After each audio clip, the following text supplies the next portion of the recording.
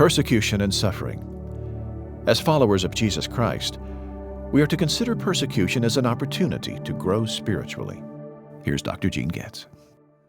This principle actually comes from the letter to the church in Smyrna, Jesus' letter to the church in Smyrna. And the church in Smyrna was a persecuted church, more so than we can even understand.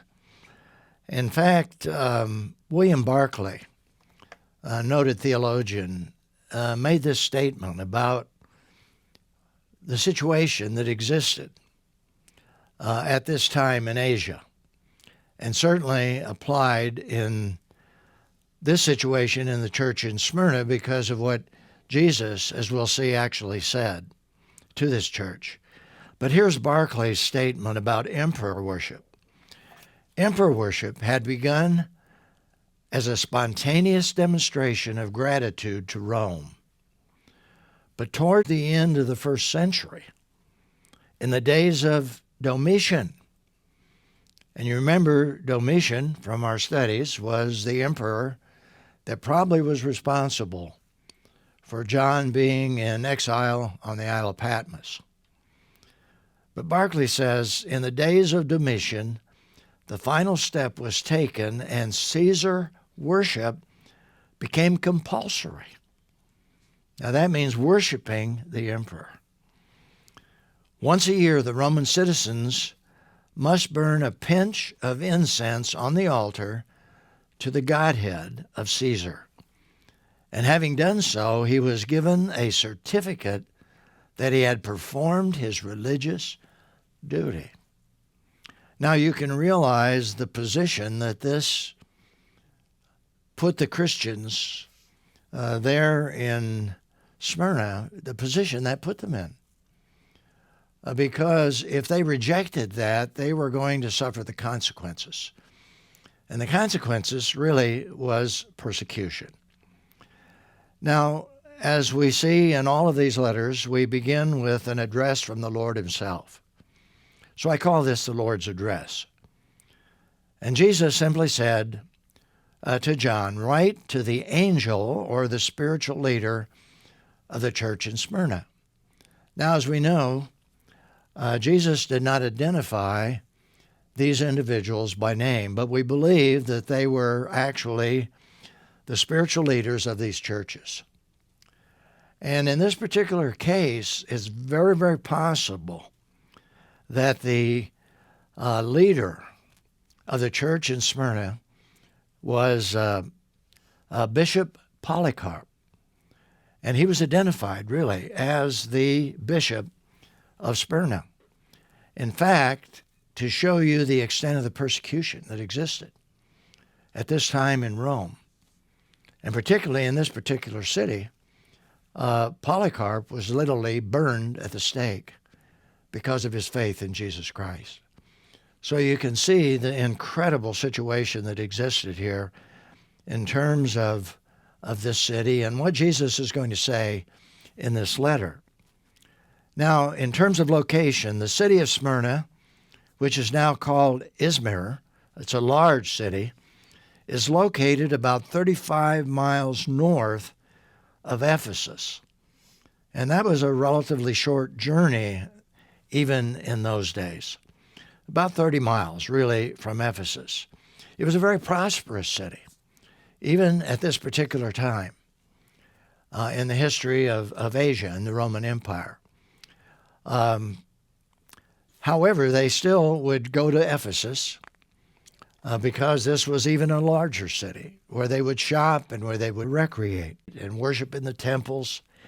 And in this situation, they probably came from Smyrna to Ephesus and heard Paul as he was lecturing in the school of Tyrannus. Became believers. Some of them went back and started a church in Smyrna. Now, in this particular situation, we have the Lord's self-introduction, as we see in each one of the letters. I call this the Lord's self-introduction. Thus says the first and the last, the one who was dead and came to life. Now, I want to show you something, and I've already indicated this in the letter to the Ephesians in Ephesus. But you see that Jesus literally picks up on terminology when he revealed himself to John earlier, when John saw Jesus manifested. And here's what John said in his first view. When I saw him, that is Jesus, I fell at his feet like a dead man. He laid his right hand on me and said, don't be afraid. And get these words now. I am the first and the last and the living one. I was dead, but look, I'm alive forever and ever, and I hold the keys of death and Hades. So as Jesus introduces himself to this church, you'll notice that he says, thus says, and here's the correlation with what John heard. Thus says the first and the last, the one who was dead and came to life.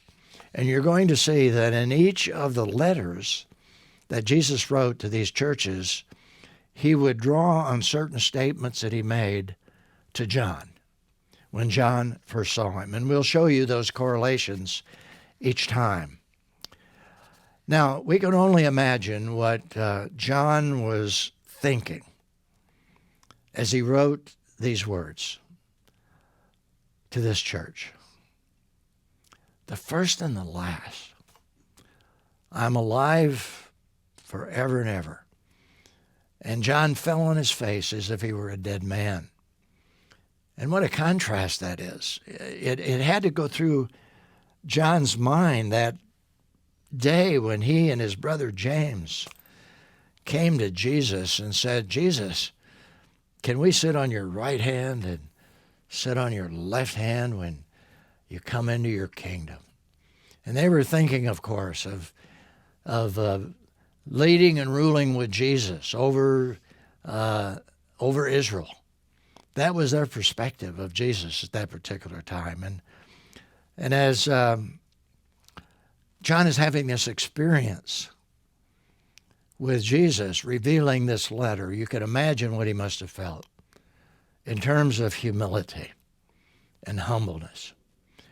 Well, the Lord goes on, Jesus goes on, and now we have the Lord's evaluation in Revelation 2:9.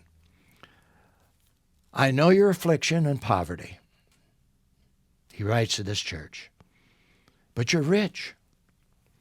I know the slander of those who say they're Jews and are not, but are a synagogue of Satan. So here we see an indication of the persecution that existed among these particular believers.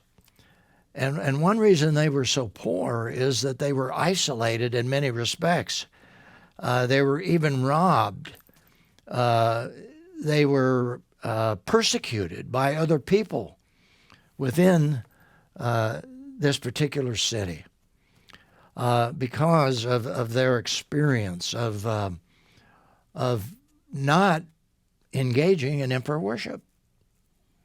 They would not bow down, as it were, to the emperor. And so there was persecution as a result of that. You know, it was in the book of Hebrews, we read about persecution. And in many respects, I think this correlates and this describes what was going on in this church. In Hebrews 10:34, for you sympathized with the prisoners and accepted with joy the confiscation of your possessions, because you know that you yourselves have a better and enduring possession. And the reason, of course, Jesus has already said, you're in poverty, but you're rich. Not in material possessions, but in the sense that they were storing up treasures in heaven, as Jesus said when he walked the face of the earth. That we're not to store up treasures on earth, but in heaven. And this church was definitely storing up treasures in heaven. And Jesus said, you're rich. You know, I was just reading recently, and this is in recent decade of Christians in a particular part of the world where they will not bow down. They will not yield to worshiping false gods. And they're being persecuted. They're being isolated. In fact, it says that even the city's water supply was cut off to these Christians. So they were unable to really get water. They had to go long distances because the city's water supply was cut off because they were believers. And the government authorities were looking the other way. They were not giving preference to these believers whatsoever. In fact, they actually encouraged thieves to rob them. So you can imagine what it would be like to live in that particular situation. Well, that's a current illustration. I just read that recently. But it really illustrates what was happening in this city of Smyrna among these believers. So here's the Lord's verdict in Revelation 2:10a. Don't be afraid of what you're about to suffer. Look, the devil is about to throw some of you into prison to test you, and you will have tribulation for 10 days, and we're not sure what that actually means. But maybe it means a short period of time they were going to be put in prison to embarrass them, to threaten them, to make them look bad, and to discourage them. And you can imagine what that would be like. Well, now we have the Lord's command and promise. Be faithful to the point of death, and I'll give you the crown of life. And there, it's reassurance. It's reassurance of their salvation. And, when Paul wrote the letter to the Philippians, I think he was referring to this kind of assurance. He said, my eager expectation and hope is that I will not be ashamed about anything, but that now, as always, with all boldness, Christ will be highly honored in my body, whether by life or by death. For me, living is Christ and dying is gain. And so this is the hope, the crown of life that they will receive once they enter into the presence of the Lord. Now, here's the Lord's general exhortation. And we find that in every one of these letters that Jesus stated. And that includes all churches. Let anyone who has ears to hear listen to what the Spirit says to the churches. The one who conquers will never be harmed by the second death. And again, there's a statement that they will have eternal life. So Jesus said, you're rich. You're rich in the sense that you have an inheritance in heaven, an eternal inheritance. Well, how does this apply to us today? Well, here's a reflection and response question. Though we may never have had to suffer this kind of persecution, how should what these believers experienced in the first century impact our lives today? I've had the privilege of being in Smyrna and being in Asia, and I saw a stadium. And when I saw that stadium, I thought of what the author of Hebrews wrote. And here's that stadium, literally. I was in that stadium. In fact, I sat with a group of people and we read Hebrews 12 in this stadium. And to me, it's a powerful statement. Therefore, since we also have such a large cloud of witnesses surrounding us, and I wouldn't be one bit surprised but what the author of Hebrews may have sat in this stadium or was referring to this stadium. This is an excavation that you can actually see today that existed when Jesus wrote these letters. And the large cloud of witnesses were all of these Old Testament people that are mentioned in the book of Hebrews in chapter 11. And so there are the witnesses, as it were, in this stadium. Let us lay aside every weight and the sin that so easily ensnares us, and run with endurance the race that lies before us, keeping our eyes on Jesus, the source and perfecter of our faith, who for the joy that lay before him endured a cross and despised the shame, and has sat down at the right hand of God's throne. So no matter what our situation, and we're very fortunate, most of us, that we're not persecuted like these Christians, although there are Christians, perhaps listening to the sound of my voice, that are being persecuted in this world today. And here's a wonderful exhortation.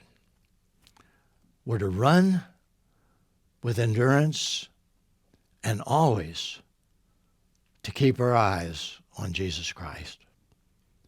And let's remember the principle to live by that comes from this church.